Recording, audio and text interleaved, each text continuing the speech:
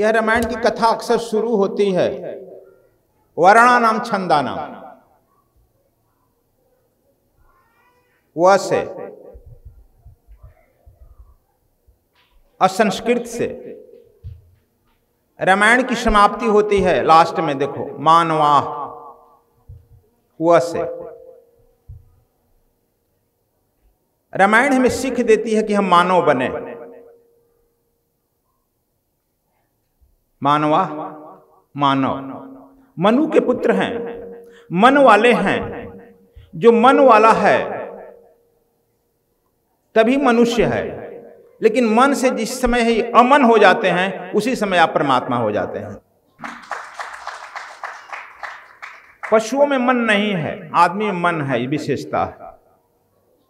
रामायण शुरू होता है वर्णानाम व से और खत्म होता है, समाप्त होता है मानवा व से। मतलब है कि रामायण को जानने के लिए आपको वर्ण भेद समझना होगा और मानवता के बारे में सोचना होगा।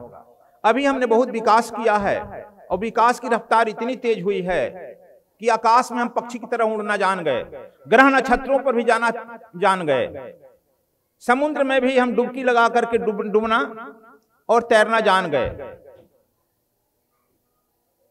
लेकिन इस पृथ्वी पर मनुष्य की तरह रहना नहीं जाने अभी तक। मानव मानव से आज प्रेम नहीं हो रहा है। यदि मानव मानव से प्रेम रहता तो हमारे पूर्वज भगवान कृष्ण हैं, हमारे पूर्वज राम हैं। चलिए राम के मंदिर का तो उद्धार 500 साढ़े 5 वर्षों तक में हो गया। इसी 9 नवंबर को जज के द्वारा, लेकिन अभी कृष्ण मंदिर अभी इस तरह से पड़ा हुआ है ना। यह कब होगा? भगवान की कृपा। आगे हम नहीं कुछ कहेंगे, लेकिन यह जरूर है कि हम मानव की तरह रहना नहीं जाने। यदि मानव की तरह रहना जान जाते थे, अपने पूर्वजों का ख्याल करते, चाहे जिस भी जात के हो, चाहे हिंदू हो, मुसलमान हो, सिख हो, ईसाई हो, सब जो हैं आप यहीं के बाशिंदा हैं और आपके पूर्वज वही हैं। तो अपने पूर्वजों के यादगार में जरूर यह मंदिर बना लिए रहते। बड़े भाग मानुष तन पावा, सुर दुर्लभ, देवताओं के दुर्लभ। इसका मतलब तो स्पष्ट हो गया इस चौपाई इस रामायण के कि हम देवता से श्रेष्ठ हैं। देखिए, मैं जब स्वर साधना क्लास देता हूं, बताता हूं, दिखाता हूं प्रैक्टिकल। अब मनुष्य जन्म पाने के लिए इतने लोग दुर्लभ रहते हैं। यक्ष, किन्नर, गंधर्व, पीतर और सूक्ष्म शरीरी, कारण शरीरी, आत्म शरीरी और देवता।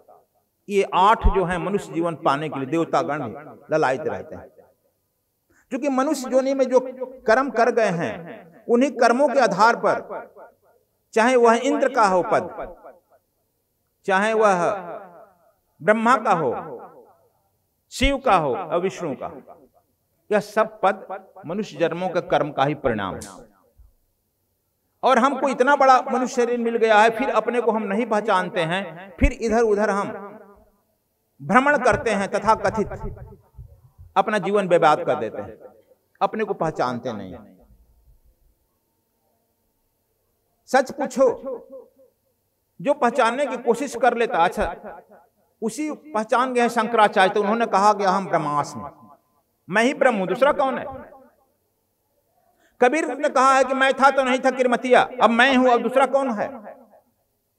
अब यह भी बात समझ लो, जब वह परमपिता परमात्मा पूर्ण रूप से यदि पृथ्वी पर आना होता है तो यहां भारत पर ही आता है, और कहीं नहीं आता है।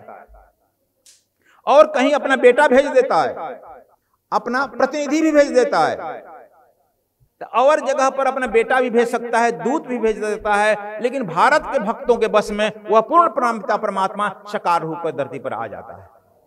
और उसी में से यह धरती एक मथुरा भी है। अब आप समझ सकते हो। एक बार हम सुने थे, दिल्ली का बादशाह अकबर,